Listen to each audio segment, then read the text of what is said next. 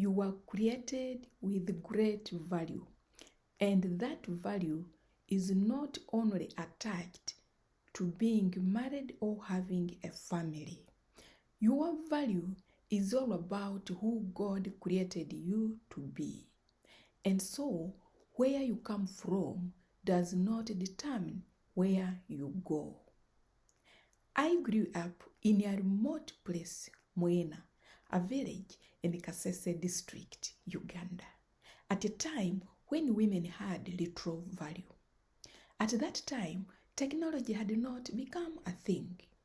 Worse still, my village being situated on one of the ridges which make up the slopes of Mount Rwenzori, knowing what was happening elsewhere in the world was not easy for my community.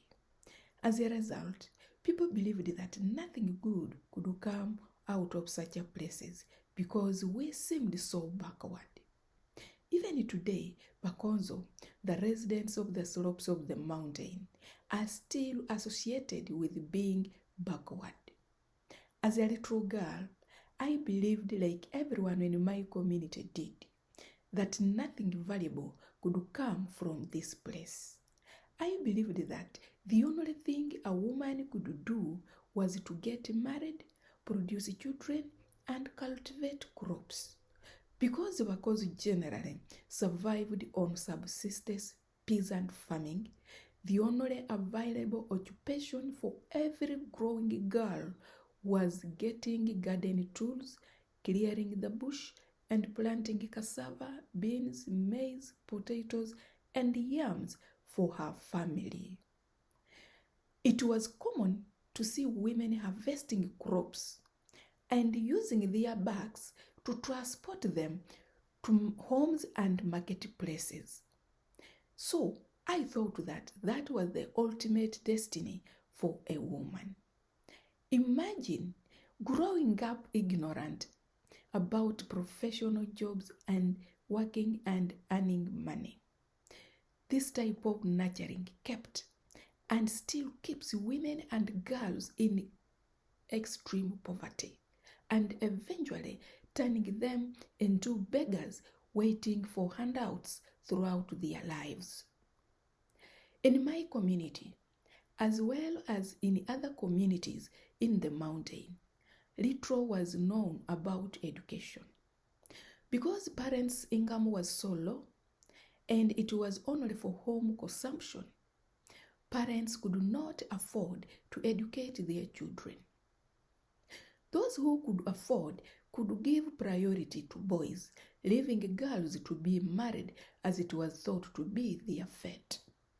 Even the bare tiniest number who braved their way to school would drop out and get married instead to fit into the custom and culture. I was in the tiniest number in my community and decided to rebel against the above cultural norm. Deep down in my heart, I was disturbed by thoughts that this culture may determine my life forever. I believed that no matter where I come from, I could do a better thing for my life. Imagine, while in most countries in the world, children begin primary school at an early age, I started primary school at the age of 12. At the time, I was following my older male siblings who had decided to try school. However, they dropped out, but I kept on. To keep on, I used it to clear some people's gardens to get some money to pay tuition and get some books. It was still tough, and at the age of 18, I too dropped out. One of my brothers who had also dropped out promised to work hard and pay for my tuition. And based on the promise, at the age of 19, I repeated the class. Before that school year ended, I got engaged and sat my primary 7 final examinations. Imagine, even if you feel like a nobody, you are somebody. 4 months after my exams, we got married. My honeymoon was done in class, as it were, because barely a week after, I joined Senior 1, what most people know as Form 1 in high school. So I was a wife and a student at the same time, dressed in full school uniform and holding books in my hands because I had no backpack. At the end of my first term in Form 2, I had my first baby. That was my first achievement, my first degree, and from my cultural perspective, having a daughter felt good. My life was complete, and my womanhood was fulfilled. In fact, after my wedding, I would have felt comfortable like other women. I would have given any excuse for not continuing with education because my husband was already employed and working. He was earning a salary and receiving an amount of money that I had never experienced before in my life. But I was determined to join school just 1 week after my wedding because I was convinced that it would give me a chance to achieve my dreams and become somebody. My part was to challenge my community by not giving up. I kept holding and pushing and trusted God, who opened many opportunities for me. I was the first girl child in my family to complete primary 7 and join the high school. When I received my high school academic certificate, I realized and confirmed that I was no longer a nobody. Instead, I was somebody, despite of where I come from. Some years after completing high school, I enrolled and completed a diploma. Do you know you were created with and designed with great value regardless of where you were born? The year was 2006 when my husband was chosen and given the scholarship to go and study in the Philippines. He was told to go with his family, and I found myself as the first girl child from my family to travel overseas. A year after we arrived, I enrolled in college, and God miraculously connected me to different financial sources and gave me mentors so I could continue with college. It was then that I knew I could do more, regardless of where I was born and grew up. Even when God gave me a husband who had good education, I did not want to be restrained by my husband's qualifications and success, because I believed that God created me for a unique purpose and a role to play in society as an individual.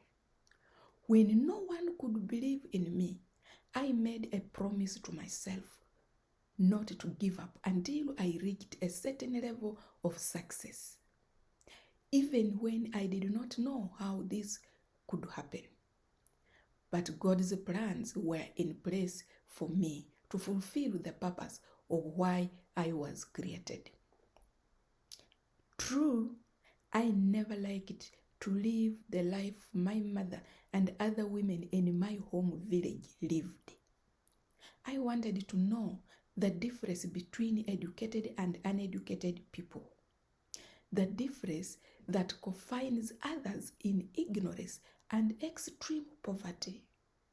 I wanted to know why women, the mothers of nations, are the ones left out and placed in a situation where they cannot contribute to the development of their nations. I wanted to discover a better environment to stay in for the rest of my life. because I was created to enjoy the world my God created. I never allowed myself to be pulled down. Rather, I decided to walk with those who could lift me up until I reached my destination. I truly believed in myself and respected myself. I valued myself for something bigger than what I was told when I was young, that the only thing a woman could do was to get married, produce children, and cultivate crops. I now know I was created with great value. And that value is not only attached to being married and having a family. Rather, it is all about who God created me to be. A woman listening to this story, your value is determined by God. Being valued is not only determined or attached to marriage and having a family and childbearing. Your worth is not only determined by community roles. Who you are is determined by knowing yourself and why you were created for. So you have to hold on to your goals and have the courage to be responsible for your actions. God will direct you to someone through whom your purpose will be fulfilled. I am Katie Wambale, value and worth educator, creator of the Step Up Mindset to Success. I help women between the age of 18 and 40 who grow up in societies they are devalued to find their inherent worth. I teach them to understand that there is more to life than what they have been exposed to or told, and help them have a vision to redirect their own path to living their dreams. I will love to work with you. Please contact me. I am here to serve you or your community.